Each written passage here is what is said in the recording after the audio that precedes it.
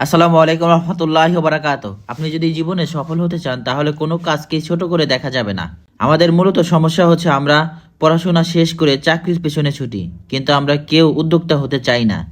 অথবা পরিবারের চাপে, সমাজের কিছু মানুষের কথার কারণে অনেক কিছুই আছে যেটা চাইলেই করতে পারি না। অনেকেই বলে পড়াশোনা শেষ করে তুমি কেন মাঠে কাজ করবে, কেন তুমি গরু ছাগল পালবে, তুমি তো সাহেবের মতো চাকরি করবে। আমরাও এই মানুষগুলোর কথার কারণে চাকরির পেছনে ছুটি। এভাবেই আমরা আটকা পড়ে যাই চার দেয়ালের মাঝে, নিজের স্বাধীনতাকে বিক্রি করে দেই অন্য মানুষের হাতে। আপনি যদি সফল হতে চান তাহলে আপনি উদ্যোক্তা হওয়ার চেষ্টা করেন, হোক সেটা ছোটখাটো ব্যবসা, হোক সেটা চায়ের দোকান।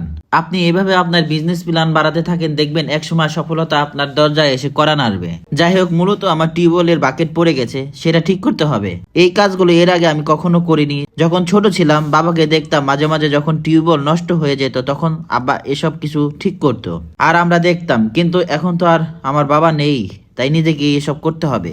এই নাটগুলো খুলতে গিয়ে ভালো সমস্যায় পড়তে হচ্ছিল। আমি যে জিনিস দিয়ে নাটগুলো খুলতেছিলাম সেটা দিয়ে ভালো মতো ধরতে পারতেছিলাম না। যাই হোক, অনেক চেষ্টার পর অবশেষে এই নাটগুলো খুলে ফেললাম। নাটগুলো খোলার পর যখন এটা আমি উপরের দিকে টেনে উঠিয়ে বের করলাম এবং এর ভিতরে বাকেট এবং আরো ছোট একটি অংশ ছিল সেটি বের করে নিলাম। বের করে নেওয়ার পর আমি এই ছোট একটি অংশ নিয়ে ভালো সমস্যায় পড়ে যাই। আসলে এই জিনিসটি কোথায় এবং কিভাবে জয়েন করব এটা নিয়ে চিন্তা করতে করতে আমার অবস্থা খারাপ। কাজের ফাঁকে আপনাদের মাঝে আরো কিছু কথা শেয়ার করি। আমার বাবা চলে যাওয়ার পর, অর্থাৎ মারা যাওয়ার পর, আমি এমন কিছু সমস্যার মধ্যে দিয়ে যাই যেটা আপনাদের বোঝাতে পারবো না। একটা সময় এমনটা মনে হচ্ছিল যে মনে হচ্ছে সব সমস্যা যেন আমাকে ঘিরে ধরেছে। নানা ধরনের নানা মানুষের কথা এবং মোটামুটি কিছু টাকা ঋণ, সব মিলিয়ে ভালো সমস্যার মধ্যে দিয়ে পড়তে হয়েছে আমাকে। একটা কথা আছে না, বিপদে বলে মানুষ চেনা যায়, এটা আসলে একদম 100% সত্যি কথা। যাই হোক, আল্লাহর উপর ভরসা রেখে সামনের দিকে এগোতে শুরু করি। এখানে আমি আপনাদের একটা কথা শেয়ার করে রাখি, আমি চাকরি করি গার্মেন্টসে কোয়ালিটি ডিপার্টমেন্ট কাটিং সেকশনে সিনিয়র অফিসার হিসেবে। এত ব্যস্ততার মাঝেও আমি আমার বাবার স্বপ্নগুলোকে ছেড়ে দেইনি। আমার বাবা ছিলেন একজন কৃষক আর তার এই কাজগুলোকে আমি ধরে রেখেছি এত ব্যস্ততার মাঝেও, এবং প্রতিটি কাজ আপনাদের মাঝে শেয়ার করি। আর আপনারা আমাকে অনুপ্রাণিত করেন আমার ভিডিওগুলো দেখে এবং সুন্দর গঠনমূলক কমেন্টস করে।